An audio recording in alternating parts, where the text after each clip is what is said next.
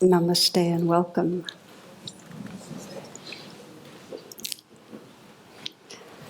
I heard a story recently of a priest who was giving a sermon it was a children's sermon, and he was also giving it to the whole congregation.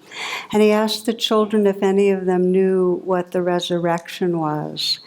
And one a young little boy raised his hand and he said, "I know that if you have a resurrection that lasts more than 4 hours, you're supposed to call the doctor."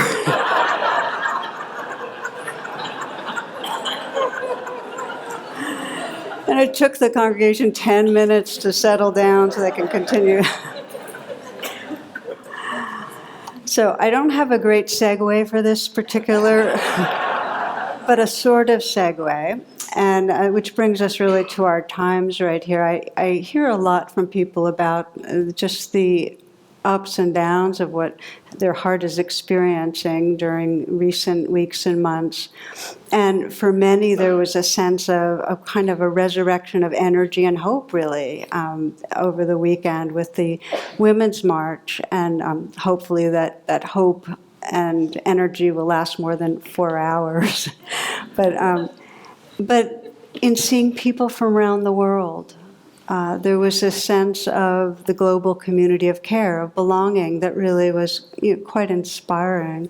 And then, of course, the down again of just feeling the enormity of the suffering that is happening and can happen even more intensively with, especially in this country, and some of the policies that are moving forward. So one of the shorts that I heard from the march, I was here, but I couldn't hear anything, but I heard it afterwards, was Van Jones, who's created what's called the Love Army, and the Love Army is to combat post-election hatred. And what he said was, and I thought this was really powerful, he said that before the march he had felt like something really beautiful was dying. And then he said, with this movement, I feel like something beautiful is being reborn. And that really resonated very closely to another talk I heard that was given by a Sikh woman, a lawyer and an activist. Her name's Valerie Carr. And she said, we need to stand up for all of our brothers and sisters who are deprived of rights in whatever way, who are oppressed.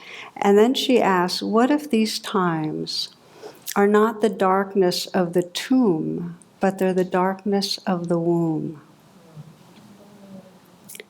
And there was something in that, and very similar to what Van Jones is saying, that we can kind of sense in a very deep, intuitive way that whenever there is strong suffering, there's a dialectic. It's the potential is a wake-up, a kind of wake-up that really is a rebirthing, that times of darkness can be, and we can see it in our own lives, the times we've maybe hit the worst, most difficult pain, whether it was through a divorce or a biopsy that turned out malignant, whatever it was, the loss of somebody, it also in some way opened us to another level of what we really cherished. And it opened us to another level of resilience, or another level of really sensing the mystery. So there's a power and a potential to a time of darkness. But we've also seen, and we know that, great stress, we can see it through evolution, that great stress requires adaptation and so on. So we see it, that it can evolve us. And I sometimes think the best metaphor is of a cocoon. And if we're in a cocoon and we don't keep evolving and developing, the very pressure of the size of the cocoon, because we're meant to keep evolving, is suffering. When we're suffering, it's a sign that we're believing in limiting beliefs, and we're acting from a way that isn't aligned with the truth of our connectedness. But we've seen that suffering doesn't always bring a new day. We've seen how we in our lives can get caught in a suffering of addiction or suffering of depression, and stay in that prison. And we can see in the larger society how there can be suffering and then have the cycles of violence go and go and go. So I think that there's a really deep inquiry here, which has to do with what are the conditions, what are the ways that we can pay attention. So what's going on right now, whether it's in our personal lives or our broader society, can truly be the suffering of the womb. How can each of us be part of letting that be what unfolds, the kind of awakening from suffering in that way? So that'll be the kind of grounds of our reflection in this class. And what I'd like to do is take 4 key ways of paying attention, the kind of inner to the outer, that if we cultivate, actually allows suffering to be transformative. And I've never given this particular talk before, so I'm a little concerned it might be too big of a talk, but we'll see what we get through, and I appreciate you forgiving me if it's a little unwieldy. The 4 key areas, and the first one is to train ourselves not to believe thoughts that create hatred and separation. Whatever beliefs or thoughts we're having, it doesn't mean that there may not be some wise discrimination in them, but if we're believing the thought and belief and it's creating separation and hatred, it will not serve us. That's the first one. The second one is to feel our feelings. We end up avoiding vulnerability, to feel our feelings. The third one is to train ourselves to turn towards love, because we have a conditioning, a negativity bias that has us contract. And the fourth is to act from heart, act from the awakening heart. So let's see how far we can go in these. The first one really is challenging because we have such a deep conditioning to live in this cocoon of thoughts, of very habitual thoughts. And the negativity bias that really comes from our fear, from our more primitive fear, ends up creating fear thoughts and fear beliefs that usually take the shape of something's wrong with me or something's wrong with you. That then leads to, that judgment then leads to distance and to hatred. It keeps our personal lives is such that we have a hard time having intimacy, real intimacy. And societally, it keeps us at war. So one of the real effects of going around in these thoughts, one master was asked to describe the world, and his description was lost in thought, that we spend most of our time. And if you look back through today and just say, what was today like? You'll notice that you're living a lot in a kind of inner dialogue, in a kind of virtual reality. So we spend a lot of time in it. And when we're in it, and especially when it's highlighted by a lot of judgment and angry or hateful thoughts, then that's the whole biochemical mix we're living in. So one of the things it does is it blocks reality. In other words, if you're entering your day or a situation or interaction with judgment or bias, it torques it. You can't see what's really there. There's, many of you might have seen the film Gorillas in the Midst. What I liked about it, this is a film that Diane Fossey is a field biologist, and she's following in the footsteps of George Shaler, who was the most famous primate biologist in the world. And he returned from the wilds with more intimate and compelling information about gorillas than anybody in past generations had done. And he knew all about, he found out about their tribal structure and their family life and their mating behaviors and all of this, and he attributed it to one simple thing. He didn't carry a gun. He engaged with a kind of respect that for these remarkable creatures, and they must have detected it because they let him close enough. But he didn't carry a gun. in contrast, most of us habitually carry a gun, whether or not we need it. We have a kind of pre-set in our minds ideas about who and how people are, and often have a slant that stops us from seeing who's really there. Sometime last year, I shared a story that from Maria Popova, who's some of you might have heard of. She does she puts out brain pickings, and they're brilliant, insightful. I highly recommend them if you haven't subscribed, just Google brain pickings. But anyway, Maria talks about an experience she had. It was a spring day and she's biking, and somebody's behind her biking, she can tell. And then that person overtakes her. And some of you might have had this experience of, on some level, it can be a perfect stranger, but all of a sudden there's competition. It happens when you're swimming, it happens when you're running, it happens when you're biking. Anyway, she felt that, and when he overtook her, she felt strangely defeated. And here's what she writes. But as he cruised past me, I realized the guy was on an electric bike. I felt both sort of a redemption and a great sense of injustice, unfair motorized advantage, very demoralizing to the honest muscle-powered peddler. But just as I was getting all self-righteously existential, I noticed something else. He had a restaurant's name on his back. He was a food delivery guy. He was rushing past me not because he was trying to slight me or because he had some unfair competitive advantage in life, but because this was his daily strife. This was how this immigrant made his living. My first response was to shame myself into gratitude for how fortunate I've been, because I too am an immigrant from a pretty poor country, and it's some miraculous confluence of choice and chance that has kept me from becoming a food delivery person on an electric bike in order to survive in New York City. And perhaps this guy had a more satisfying life than I do. Perhaps he had a good mother and goes home to love the love of his life and plays violin at night. I don't know, and I never will. But the point is that the second I begin comparing my pace to his, my life to his, I'm vacating my own experience of that spring day and ejecting myself into a sort of limbo of life that is neither mine nor his.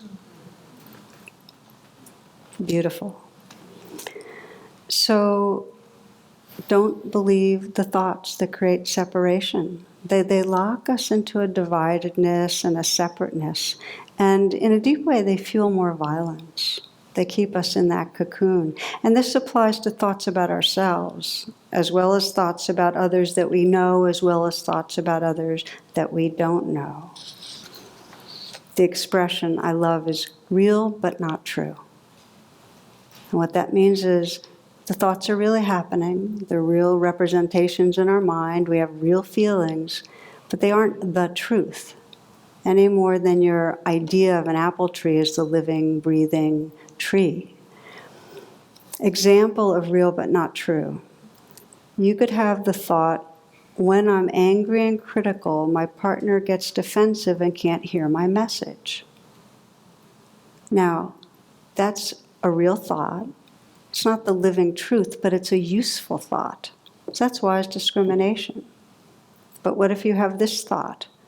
When I'm angry and critical, it proves that I'm a bad person, that I'll never change, and I'll always drive people away. Real but not true. It's not useful. It creates separation. So the criteria, all thoughts are real but not true, but some are worth using as a roadmap. If they create separation, anger, and more hatred, if they create division, don't believe them.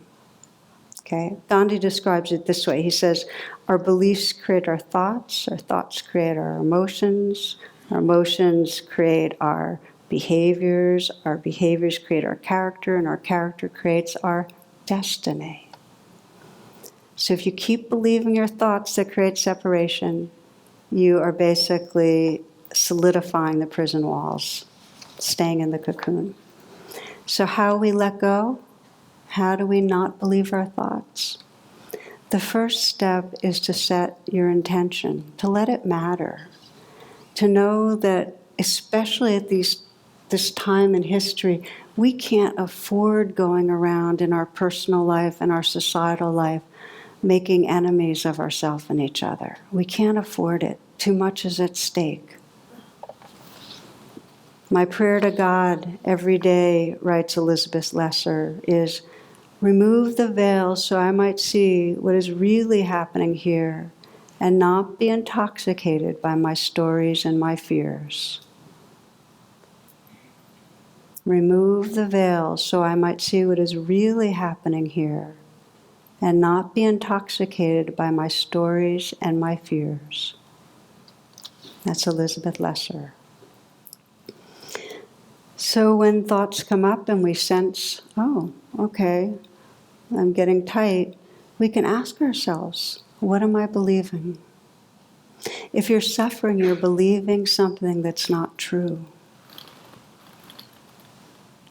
If you have an argument against reality, you'll always lose. You know, your belief is just a belief. If you're believing it, there's going to be suffering. So what am I believing? What's it like to live in this belief? Is it possible that it's real but not true? Who might I be if I wasn't living inside this belief? We're going to practice this a little bit, but we're going to go to part 2. So the first, don't believe beliefs that create hatred. The second, feel your feelings. Now that's a nice thing to say. You know, what we resist persists. Go ahead and feel your vulnerability. And it's really, really hard. And the reason it's hard is that we have a huge amount of conditioning when our feelings are difficult to do anything but feel them. One friend tonight was saying how powerful the question was from a therapist, what are you running away from? One sage put it this way, what are you unwilling to feel? So we run away, and we have different ways of trying to run away. For many of us, the big way that we try to run away from vulnerability is to, in some way, ignore it or pretend it's not there, and we get very habituated to that. And I heard a story, kind of an illustrative story. A woman, top executive in a New York financial firm. So usually she takes a limo to work or whatever, but this day, because of the weather, she had to take a bus. And so she figures she'll take a bus and catch up on the news. But turns out she ends up listening to music instead on the bus. She has a problem, and this is really a vulnerable one. She has a lot of gas, and she's not sure what to do about it. She's embarrassed to release it to fart because, anyway, here's what happens. The music's really loud, so she decides she's going to fart to the beat of the music. This is to prevent anybody. Anyway, so she gets to her stop, and she's leaving the bus, and everyone is looking at her. And it was only after she got out and stepped off that she realized she had her headphones on. We have our ways of trying to protect ourselves. But one of the big ways, I'm going to let that one go. Let it pass, okay? So one of the big ways that we try to avoid vulnerability is aggression and judgment. When we feel bad, we try to blame something. And by the way, this is wired into us. To survive, we're trying to seek the cause of what's making us feel bad. And so the cause is either you're doing something wrong or I'm doing something wrong. So we blame. We also try to dominate. We try to control things so we won't feel vulnerable. This is a quote from Desmond Tutu, 1984 Nobel Peace Prize winner, Cape Town, South Africa. He tells us the following. He says, there's a story fairly well known about the missionaries when they came to Africa. They had the Bible, and we, the natives, had the land. They said, let us pray, and we dutifully shut our eyes. And when we opened them, why, no, they had the land, and we had the Bible. So I smile, and it's also tragic. There's a tragedy that happens when we aren't able to stay with our vulnerability. We need to dominate and conquer and prove, and we create more separation and more violence. So The second piece is stay with your feelings. We need to do it individually, and I'm going to speak in a moment about culturally, but stay with our feelings. And why? A lot of people say, if I'm feeling bad, why stay with it? Well, one thing is that our emotions are intelligent, and every one of them, if you listen, has a message to tell us. Okay? So our anger, we need our anger. Our anger tells us there's some obstacle to something that really matters to us. Our fear tells us that there's something really threatening. Our grief tells us that there's a loss that we need to be able to touch into. They inform us of our unmet needs. I mean, I think of it sometimes, the child in the womb and the pressure against the child, and the feelings that child has when they feel the pressure of contractions during labor. Well, that's a message to work with those contractions and get out of there. We need it. We need our emotions. They move us, okay? So that's one piece. And also, by learning to stay present with our emotions, to feel them, we discover the presence, the awareness and space that's large enough to be with them and have some balance and freedom. There's no way you'll learn to ride and be with the weather systems, the inner weather systems, unless you practice presence with them. But there is a real profound gift. In the moments of mindfully being with, there is a space that's larger than the emotions that you can rest in. And this is why I sometimes use the language of the fearless heart. Doesn't mean there's no fear. It just means we've discovered that heart space that's big enough for the fear, so we don't suffer from the fear. It's a current in a larger sea of our beingness. So we learn to practice with and discover that presence, and then from that presence, we can respond intelligently to what's happening. So a lot of our training, a lot of our practice in these mindfulness and self-compassion classes has to do with being with the emotions we run from, being with the pain we contract against. One man described, Eduardo Okubaro described reading about this in my book, Radical Acceptance, and he said, your book helped me a lot to cope with pain some days ago when I had terrible renal colics due to a kidney stone. Once I expel it, I will name the stone after you. It was the greatest tribute I've ever received. So this is, we're going to be practicing each of these, but this is number 2, to feel our feelings, to learn to stay, to have the intention to lean in and to be with, not to run away, to keep practicing coming back into our bodies and breathing with and bringing kindness to what's here. The third, turn towards love. Again, our primitive conditioning is to perceive ourselves as separate, to, as a separate organism, try to grab onto love or to push others away or to control. But we don't turn towards with open hands because we feel too threatened. So it always feels, or it can feel quite vulnerable and risky to take the chance to turn towards love in a real open, undefended way, to let the light and warmth really wash through us. And yet it's the experience of connectedness that undoes our conditioning.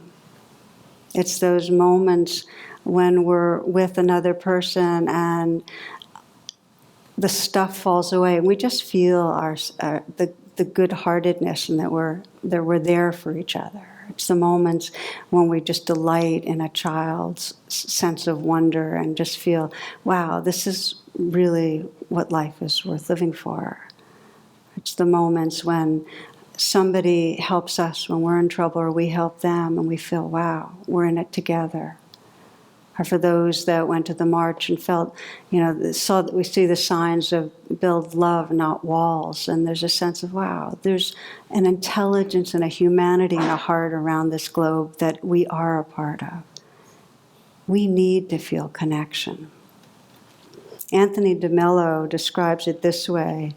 He describes how he had spent decades hating himself as a Catholic theologian, teacher, writer, wonderful, inspiring guy. So years with self-aversion, and all his colleagues and friends kept telling him ways he should change himself. Finally, one friend said, "It's okay, you don't have to change. I love you just the way you are." And then he started changing because he needed that radical acceptance, that radical unconditional loving, that sense of connection, that mirroring, to say, you're basically okay. And then he was free to kind of shift. He didn't have to keep playing out the old patterns. So in our personal lives, we need to turn towards love.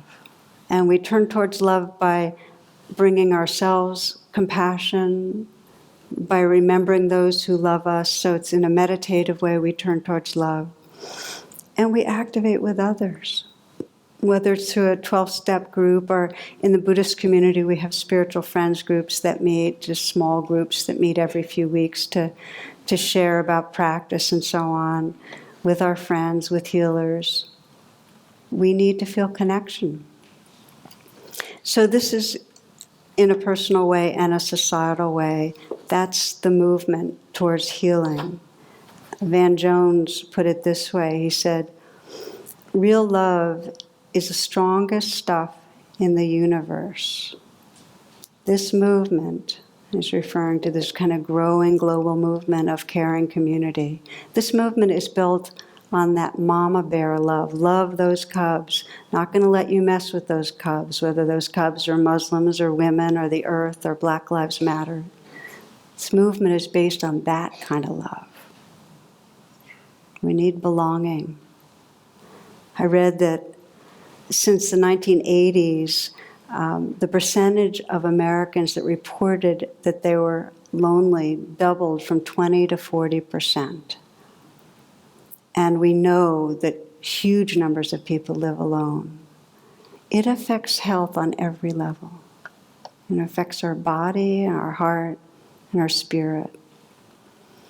So back to our inquiry, how does this experience of suffering, instead of being the darkness of the tomb, something like that, being imprisoned in the cocoon, really be the darkness of the womb, something we really can birth out of? And we need to reverse the negativity bias that has us contract and judge, and on purpose choose to reflect on where love is. It needs to be part of our spiritual practice. These are the grounds. I've had a lot of conversations in these last weeks with different communities of care, and it's an interesting thing that's going on really in the kind of transformational movements right now, where those who have been activists for decades are more and more saying, I need a way to ground this activism in spirit, in heart, in consciousness. And those that are sitting on the cushion, not so active, are saying, I need to bring this heart and the spirit into action. And I think that this is where it becomes a suffering of the womb, of this coming together, of really grounding in spirit, in not believing our beliefs, in feeling our feelings, in turning towards love, that we then act out of love. And those that are already acting, reconnecting to the love. So this takes us to our fourth part of the fourth kind of strategy in terms of having suffering really bear fruit, which is to act from love, to be able to feel our care and go ahead and in some way act. And it may be, there's many, many ways to act, and a lot of people feel resistance because they think that means that they're supposed to either go to a march or write a letter or whatever it is that they have in their mind as this equals social activism. That's not what we're talking about. But we are talking about caring and engaging from that caring in some way that helps to bring healing.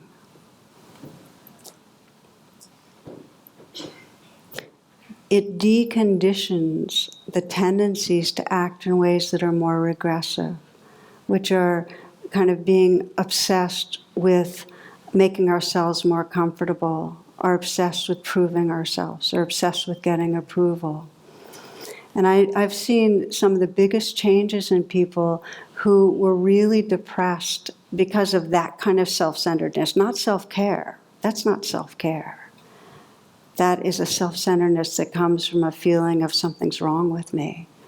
And moving from that to service was the freedom where the healing came. The Dalai Lama puts it this way. He says, this is not an age where mere self-growth and development or faith or meditation is sufficient. Those must inevitably be balanced by active social engagement, compassionate actions. No one can do it alone. We need each other to become enlightened. We need each other for spiritual realization. So, as we remember connectedness, it's natural to act from our hearts. I share with you a story that I read in a book called Tattoos on the Heart by Gregory Boyle. Gregory Boyle is a Jesuit priest, and he writes about the human tragedies that play out in the worst gang violence neighborhoods in LA. So he described in one of the stories a woman named Soledad, and she's a mother of 4. And she was very proud when her oldest son got a diploma and went to the Marines. He comes back for a visit, goes out to pick up some fast food. She hears shots on the streets near their home, and her son Ronnie dies in her arms right outside the door. Soon after, her oldest son Angel pulls off something few in the hood do. He graduates from high school.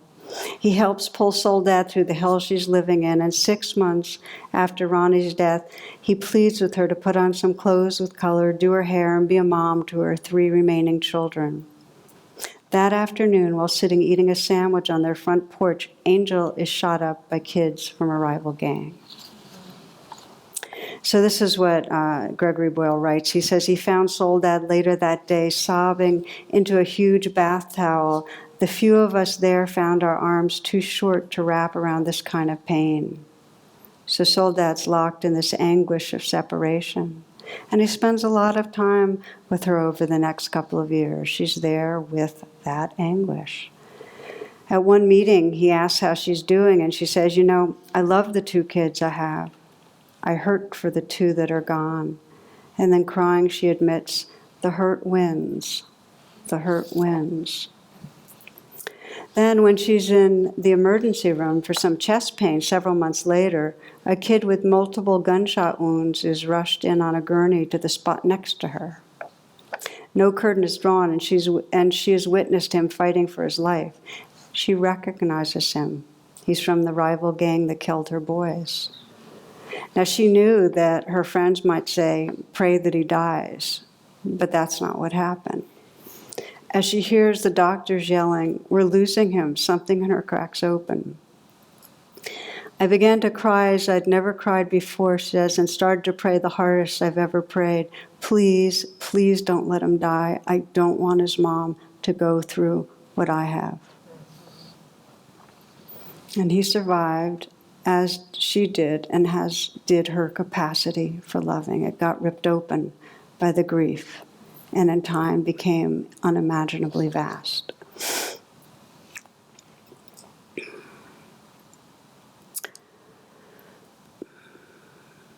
I love this story because ultimately I have this faith that anything that happens to us can be part of what wakes us up. And it doesn't mean we want things to happen that are painful for ourselves or anybody else, not at all. It just means that we can have this trust that if we know how to be in relationship with our life, suffering can be a darkness of the womb. And in Buddhism, this is pretty encapsulated in the prayer of the Bodhisattva, which is an awakening being, which is, may whatever arises, may this serve the awakening of heart and awareness. So what I'd like to do right now is just walk through these 4 steps with you and give you a chance to explore bringing them to some place in your life where you'd like to see whatever's going on be that kind of darkness of the womb, let it bear fruit in some way. So I invite you to just take a moment to find a way to sit that's comfortable, to come into stillness, and we'll just practice together.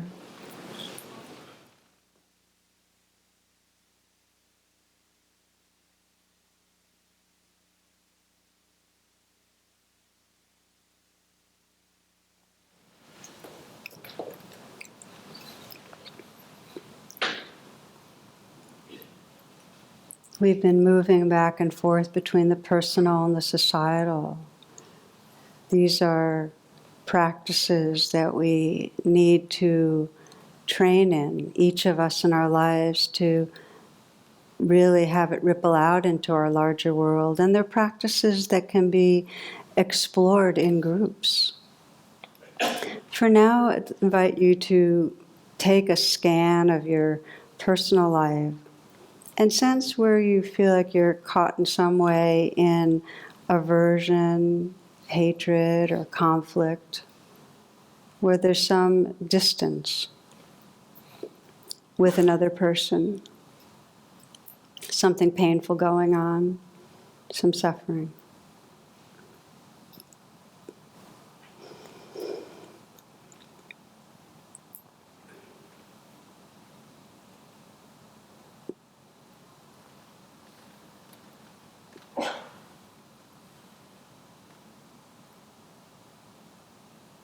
If you're scanning your personal life and you're not finding someone you know well, it can be someone that's in the more societal field, wherever you feel a sense of conflict, of adversary, of enemy,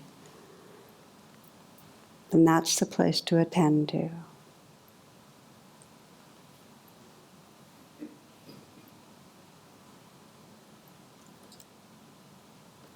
You'll notice that if you've picked a place of conflict, that with that there's going to be perhaps the emotions of anger or fear, aversiveness. And the beginning of any of these practices is just to have the intention that this may be the darkness of a womb. And you might even try on the Bodhisattva prayer, please, may these circumstances, may these feelings that I'm having, may this experience serve to awaken my heart, serve to awaken compassion and wisdom.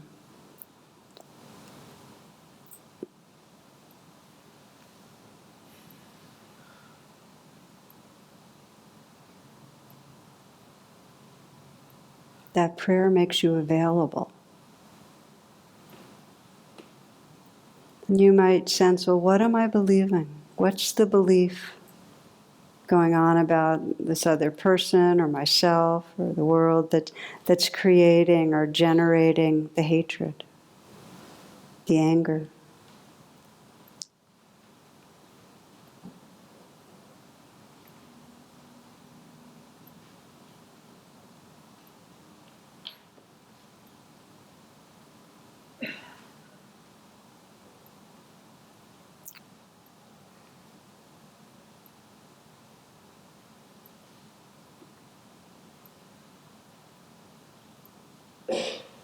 And just sense how it feels to believe it.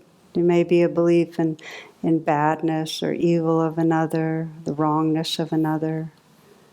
Maybe a belief that you're being rejected, that you're being disrespected, that you're misunderstood. It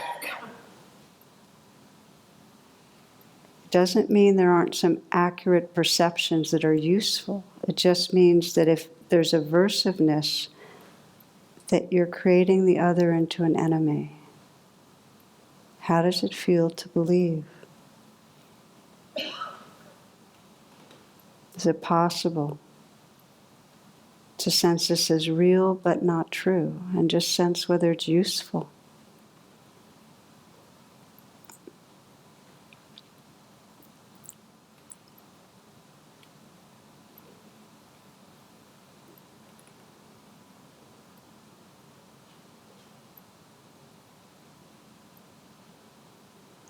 Check under whatever you're believing or thinking and sense the real vulnerability or feelings that are there. Whenever there's conflict or aversion, what is it under there? What's the unmet need? Is the unmet need a need for safety or a concern for others' safety? Is there fear? Is the unmet need one of wanting connection and feeling hurt?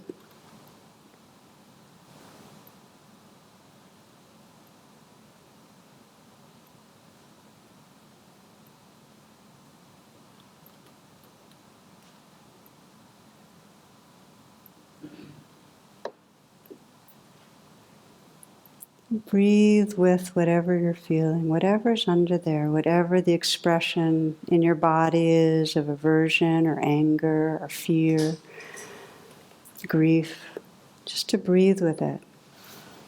This is the step of feeling feelings, this kind of willingness. If it helps you to put your hand on your heart or your cheek, to keep company with what's here, this is the beginning of the next step of offering care, and it can be very, very powerful.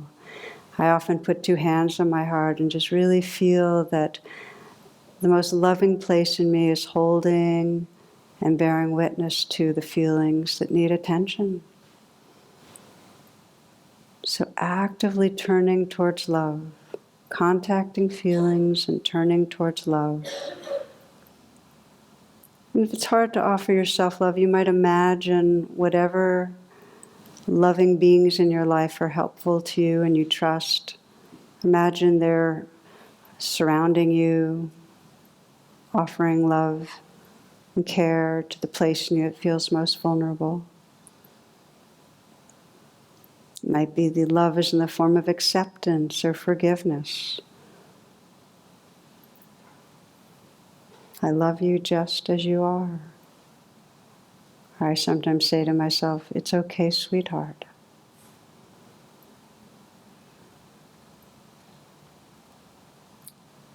Sense the larger community of care that you belong to,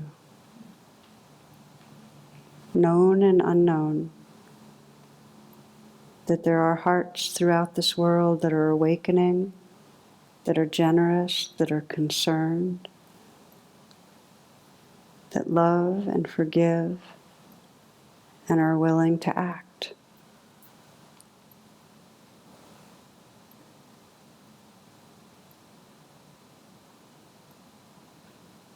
Sensing your own most awake heart, the place in you that is holding the woundedness, our vulnerability, what I sometimes call our future self, that which you are emerging into, becoming, your wisest self,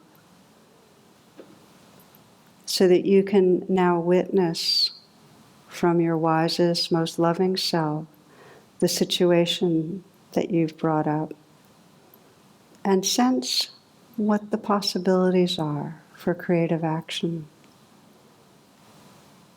How might you respond to this situation and have some new choices?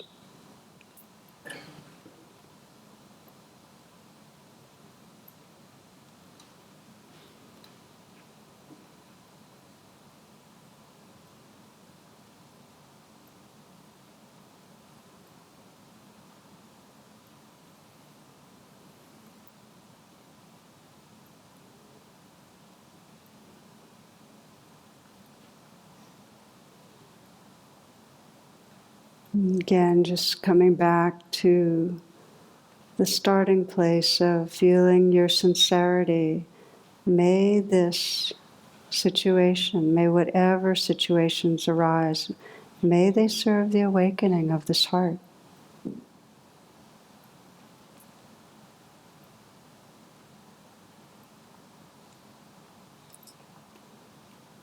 And then widening your view, sensing this heart space as including our whole world. So you can sense our country and all countries on the globe, the earth, our mother, in your lap, all beings. Sense the challenges, the beauty, the mystery, and the messiness, and the hurt, and the pain. Sensing it all in your heart. And feel your prayer for all beings. May whatever darkness there is, the regressive tendencies, the mean-spiritedness, the hurt, the suffering, may it serve awakening. May this be the darkness of the womb. May there be a rebirthing into a world that's filled with compassion.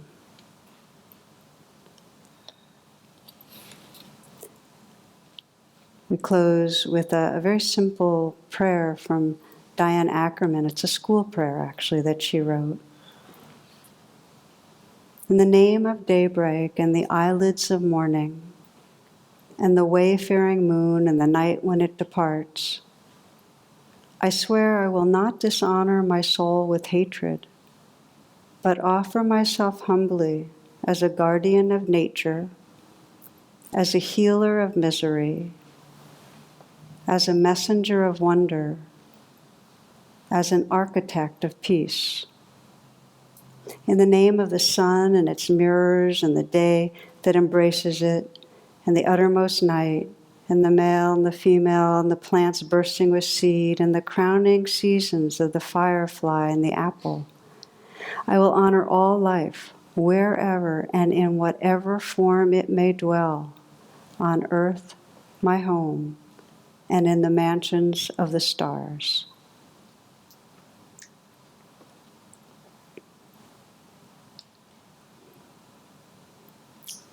Namaste, and thank you for your attention.